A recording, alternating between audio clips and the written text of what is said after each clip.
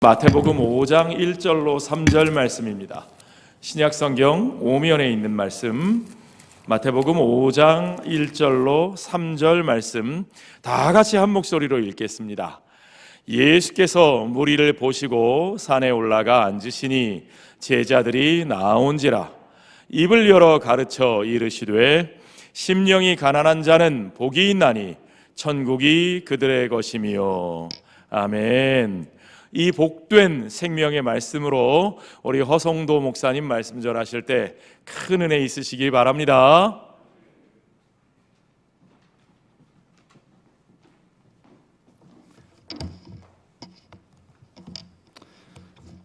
잠깐 기도하겠습니다. 사랑과 은혜가 풍성하신 하나님 아버지, 오늘도 우리가 주의 전에 나왔습니다. 주 성령 하나님, 이 시간 우리 가운데 충만하게 역사하셔서 심령의 가난한 마음을 우리에게 부어주시옵소서. 하나님, 정말 우리는 하나님 앞에서 너무나도 연약하고 부족한 존재임을 깨닫게 하시고, 하나님, 우리가 온전히 하나님 우리의 부족함을 깨닫고 우리는 온전히 주님만 바라보며 살아가야 될 인생임을 깨닫게 되는 귀한 시간 될 수 있도록 주 성령 하나님께서 역사하여 주시옵소서. 오늘 모든 시종을 주께 의탁합니다. 감사합니다. 살아계신 우리 주 예수 그리스도의 이름으로 기도합니다.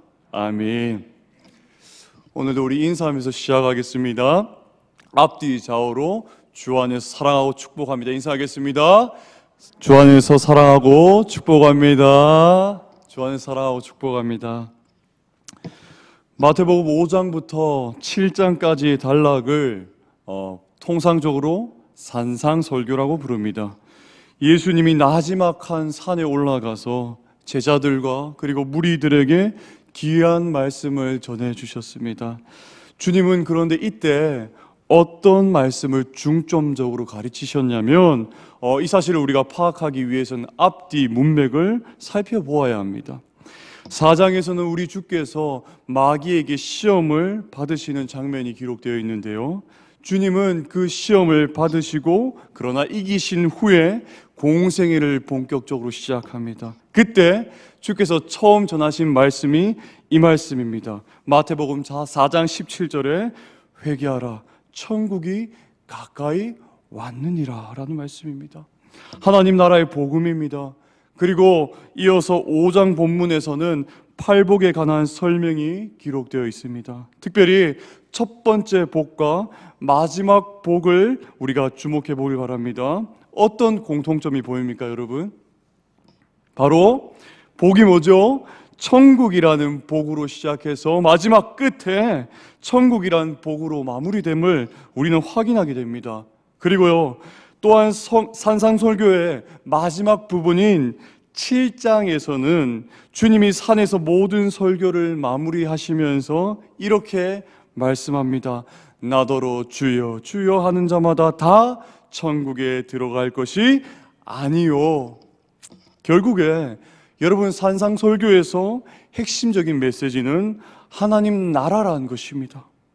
하나님 나라에 속한 백성이 어떤 속성과 어떤 본질을 가지고 살아야 하는지 구체적인 하나님의 백성의 성품과 그리고 정체성을 보여주는 것이 산상설교의 핵심이 되겠습니다. 특별히 존 스토트 목사님은 하나님 나라의 핵심 메시지 골자를 이것으로 꼽았습니다. 마태복음 6장 8절입니다. 너희는 그들을 본받지 말라. 그렇습니다. 하나님 나라의 백성은 이 땅에서 살아가지만 땅에 있는 그 사람의 삶과 그 사상들을 우리가 본받지 말고 세속적인 그 사상에 물들지 말고 다르게 구별되어서 살아가라는 그의 주님의 말씀입니다. 자, 우리가 팔복 말씀을 이제 한번 살펴보길 원합니다. 팔복의 말씀을 읽으면요, 비슷하게 반복되는 구조가 보입니다. 어떤 구조가 보입니까? 무엇을 하는 자는 복이 있다. 그들이 이러이러한 복을 받기 때문이다 라고 계속 여러분 그 팔복을 읽으면요, 그런 구조가 반복되는 게 보입니다. 그런데 이러한 구조 때문에 사람들이 팔복 설교를 들을 때마다 자주 오해하는 게 있습니다. 그것이 뭐냐? 이렇게 살면 우리가 이런 복을 받을 수 있구나, 이렇게 행할 때 우리가 이 복을 받을 수 있구나라고 오해할 때가 많다는 것이죠. 그런데 우리가 거꾸로 반대로 질문을 다시 해보아야 됩니다. 과연 우리가 그렇게 살 수 있냐는 것입니다. 하나님께서 원하시는 그 기준치가 어디까지며 그 기준치까지 우리가 살아갈 수 있냐는 것입니다. 정말 그렇게 우리가 살아서 정말 내가 그 복됨을 누릴 수 있냐는 것입니다. 그런데 여러분, 우리 자신의 삶을 한번 자세하게 되돌아보면요, 쉽게 알 수 있는 문제입니다. 나의 힘만으로 우리는 심령이 가난할 수 없습니다.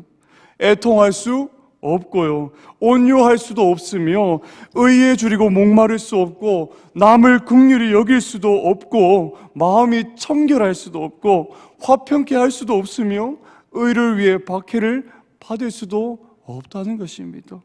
우리는 이미 경험적으로 잘 알고 있습니다.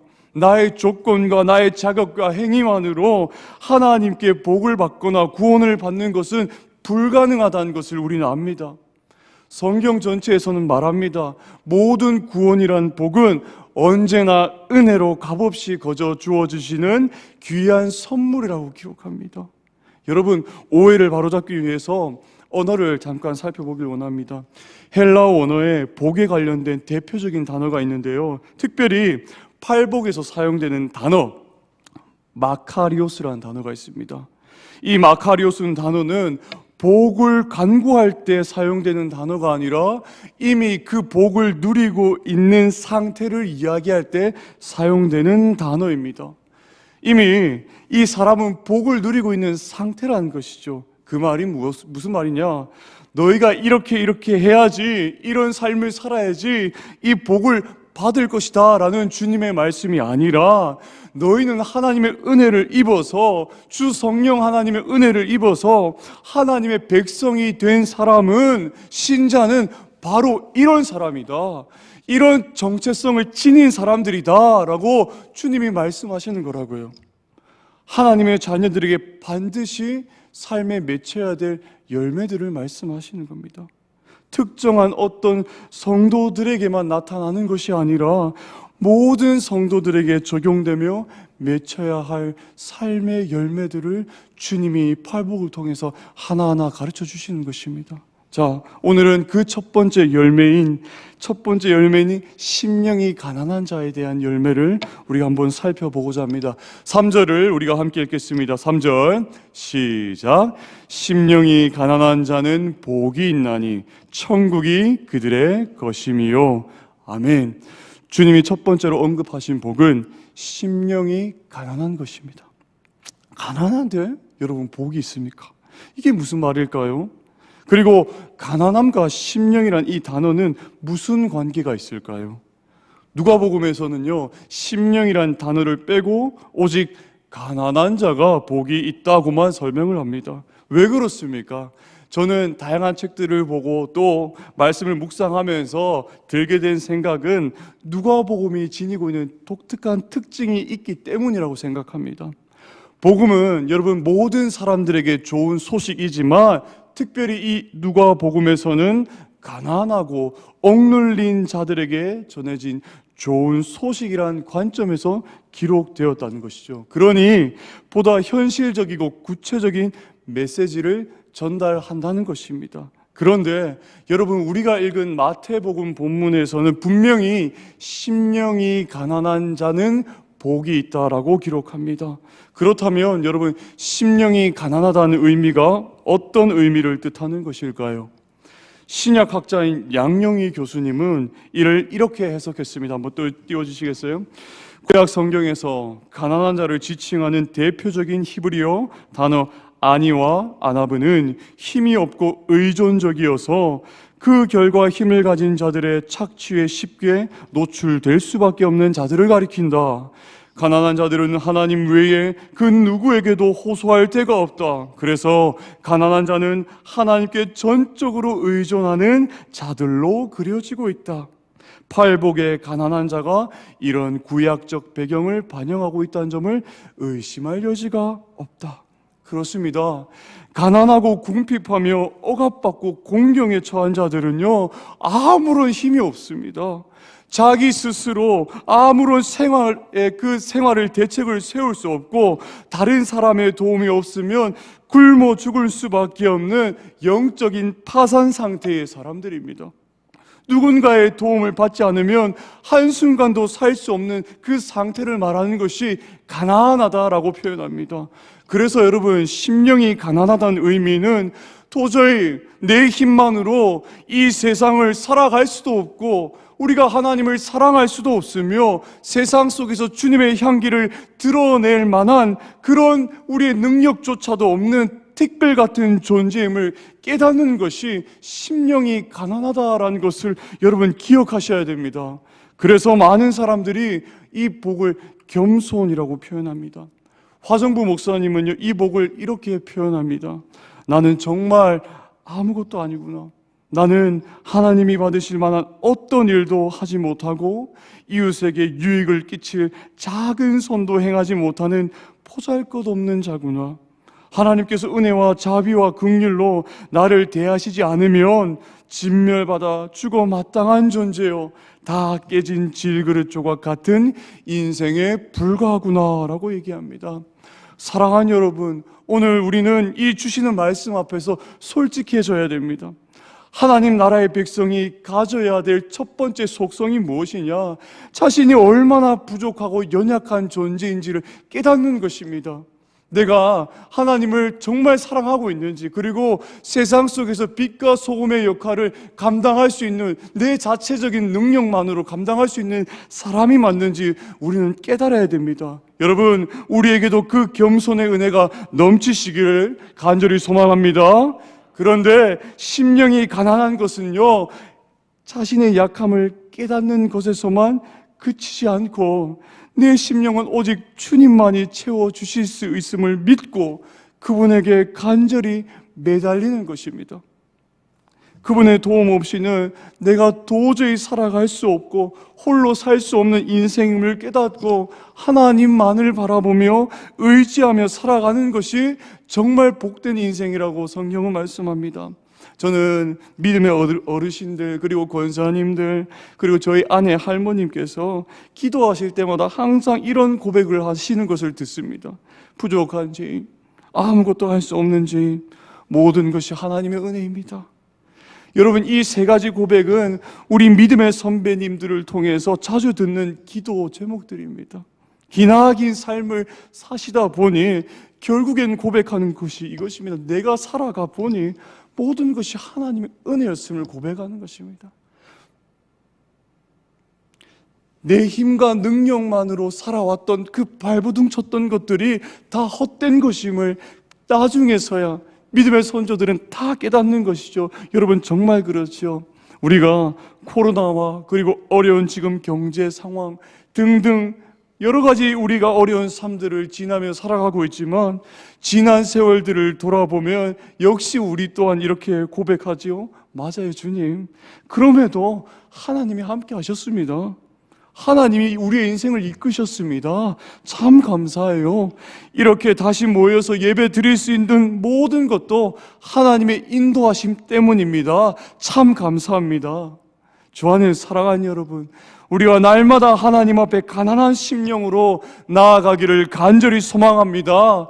얼마 남지 않은 우리 2022년 이 한 해 우리가 함께 결단하기를 소망합니다. 내년에는 더욱 가난한 심령으로 주 없이 살 수 없습니다. 하나님, 저 홀로 지금까지 살아왔다면 주님 용서해 주시고 정말 온전히 주 앞에서 그리고 세상 앞에서 내가 펼칠 수 없는 가난하고 연약한 자임을 깨닫고 이제는 우리가 주님께 온전히 매달려서 하나님의 체험을 경험하는 성동의 공동체가 되게 해달라고 결단하는 2023년 한 해가 되기를 간절히 소망합니다. 여러분, 우리는 가난한 심령으로 주께 나아가야 하며 그분을 통해서 우리의 약한 부분들을 채워나가야 됩니다. 그런데요, 사실 인간은 원래 부족함과 결핍을 느끼지 못했어요. 그 말이 무슨 말이냐? 태초의 인간은요, 날마다 하나님과 동행하며 그 아름답고 복된 그 에덴에서 날마다 생명과 복됨을 공급받으면서 살았기 때문입니다. 그러니 여러분, 부족함과 결핍을 느낄 겨를이 없었죠. 그러나 아담의 타락으로 인해서 모든 인류는 생명의 하나님을 잃게 되었고 복됨을 누리던 그 에덴에서 쫓겨나게 되었습니다. 여러분, 하나님, 모든 것 되시는 그 하나님을 잃을 때에 그 삶에 얼마나 공허함과 빈자리가 많이 남았겠습니까?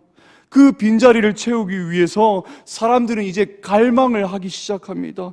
죄로 물든 인간은요, 끊임없이 그저 자신들이 원하는 것들로 그 빈자리를 하나하나 채워갑니다. 그것이 돈이든 사람이든 그것이 건강이든 성공이든 잡히는 대로 채우며 살아갑니다. 그런데 여러분, 영원하지 않는 것으로 채우니 채워도 배가 고픕니다.